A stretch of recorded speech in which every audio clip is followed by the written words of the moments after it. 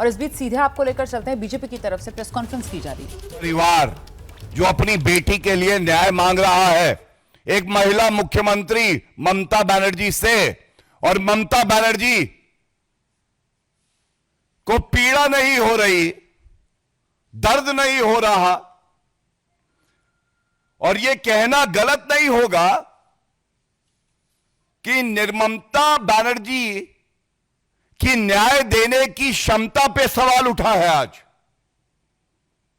निर्ममता बनर्जी न्याय नहीं दिलवा पा रही। हम सब जानते हैं कलकत्ता हाईकोर्ट ने इस आदेश में पूरी जांच को सीबीआई को ट्रांसफर किया है, लेकिन क्या परिस्थिति थी, क्या ऑब्जर्वेशंस है, रेशियो क्या है इस जजमेंट का कि ये इन्वेस्टिगेशन को ट्रांसफर करना पड़ा। और बड़ी जिम्मेदारी से मैं कहूंगा,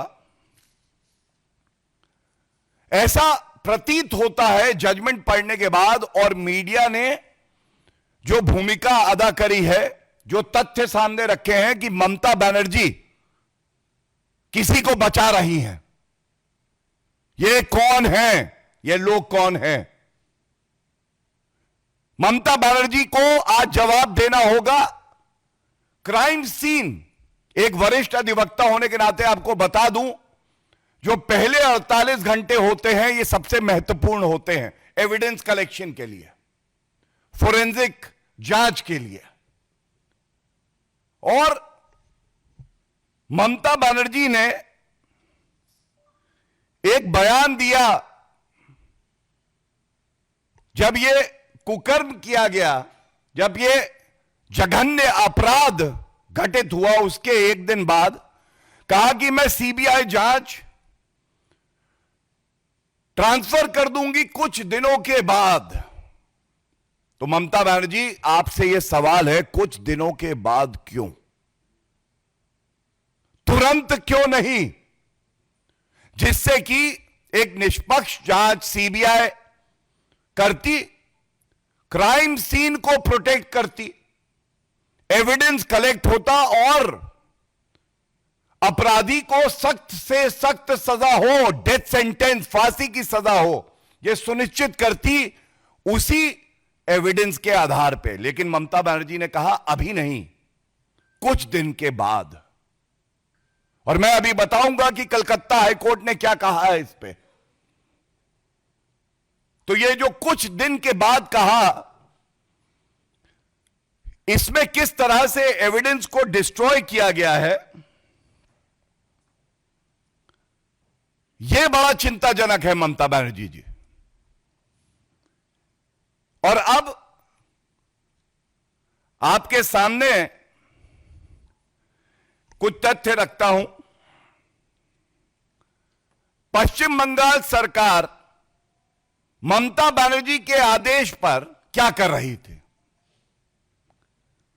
सबसे पहले, कोई भी जघन्य अपराध होता है जिसको हम लोग कहते हैं हीनस क्राइम, तो उसमें एफआईआर होना यह अनिवार्य है। यह हमारे देश का कानून कहता है। और सबसे बड़ी बात यह है, सुप्रीम कोर्ट ने भी कहा है, ललिता कुमारी का केस है कि अगर इस तरह का जघन्य अपराध हो, a cognizable offence is committed, the state police is duty bound to register an FIR. पहला तथ्य, क्या ऐसा हुआ जब यह जघन्य अपराध किया गया तो दुख की बात यह है कि एफआईआर नहीं करी गई, बल्कि पुलिस ने यह कहा कि अननेचुरल डेथ केस। ऐसा क्यों? क्योंकि पीड़ित परिवार का जो दलील कोर्ट में है, इस पे ध्यान दीजिएगा, पीड़ित परिवार ने कहा कि उनको एक फोन कॉल पहले आया और इस फोन कॉल में उनको बताया गया कि आपकी बेटी, जिसने रात में ही अपने परिवार से, अपने पेरेंट्स से बात करी है, उसकी तबीयत खराब है।